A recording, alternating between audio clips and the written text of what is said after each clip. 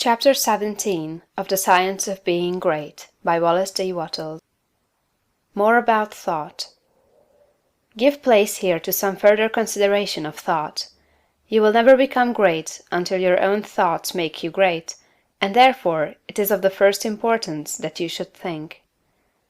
You will never do great things in the external world until you think great things in the internal world, and you will never think great things until you think about truth, about the verities. To think great things, you must be absolutely sincere, and to be sincere, you must know that your intentions are right. Insincere or false thinking is never great, however logical and brilliant it may be. The first and most important step is to seek the truth about human relations, to know what you ought to be to other men, and what they ought to be to you.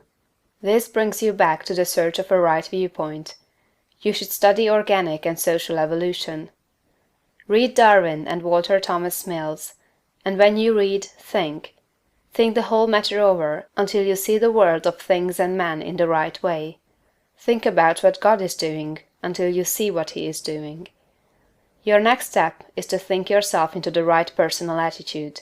Your viewpoint tells you what the right attitude is, and obedience to the soul puts you into it. It is only by making a complete consecration of yourself to the highest that is within you that you can attain to sincere thinking. So long as you know you are selfish in your aims, or dishonest or crooked in any way in your intentions or practices, your thinking will be false, and your thoughts will have no power. Think about the way you are doing things, about all your intentions, purposes, and practices, until you know that they are right. The fact of his own complete unity with God is one that no person can grasp without deep and sustained thinking. Anyone can accept the proposition in a superficial way, but to feel and realize a vital comprehension of it is another matter. It is easy to think of going outside of yourself to meet God, but it is not easy to think of going inside yourself to meet God.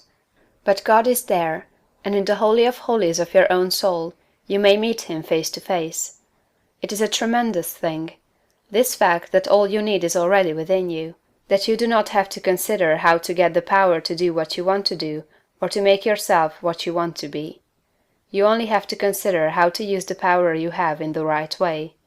And there is nothing to do but to begin. Use your perception of truth.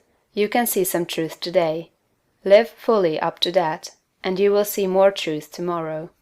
To rid yourself of the old false ideas, you will have to think a great deal about the value of man, the greatness and worth of a human soul. You must cease from looking at human mistakes and look at successes. Cease from seeing faults and see virtues. You can no longer look upon men and women as lost and ruined beings that are descending into hell. You must come to regard them as shining souls who are ascending toward heaven. It will require some exercise of will power to do this, but this is the legitimate use of the will, to decide what you will think about and how you will think. The function of the will is to direct thought.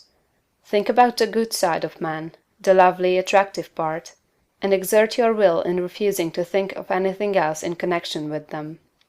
I know of no one who has attained to so much on this one point as Eugene V. Debs, twice the Socialist candidate for President of the United States. Mr. Debs reverences humanity. No appeal for help is ever made to him in vain. No one receives from him an unkind or censorious word. You cannot come into his presence without being made sensible of his deep and kindly personal interest in you. Every person, be he millionaire, grimy working-man, or toil-worn woman, receives the radiant warmth of a brotherly affection that is sincere and true. No ragged child speaks to him on the street without receiving instant and tender recognition. Debs loves man. This has made him the leading figure in a great movement, the beloved hero of a million hearts, and will give him a deathless name. It is a great thing to love man so, and it is only achieved by thought. No thing can make you great but thought. Quote, "You may divide thinkers into those who think for themselves and those who think through others. The latter are the rule, and the former the exception. The first are original thinkers in a double sense, and egoists in the noblest meaning of the word." Schopenhauer. Quote, "The key to every man is his thought.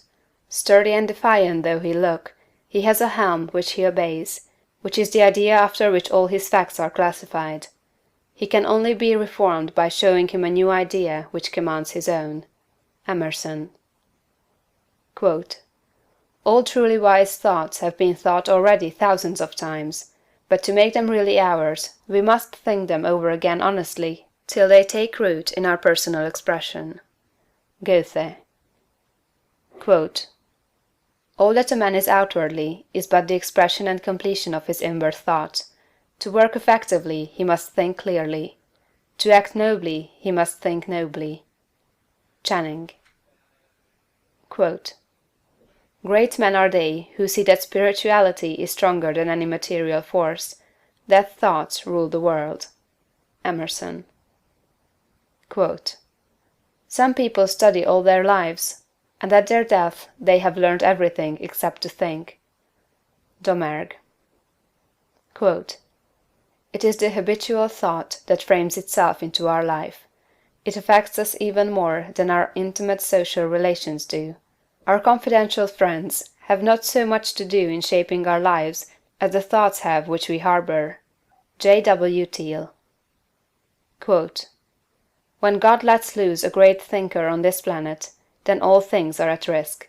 There is not a piece of science but its flank may be turned tomorrow. Nor any literary reputation, or the so-called eternal names of fame that may not be refused and condemned." Emerson. Think, think, think. End of chapter 17.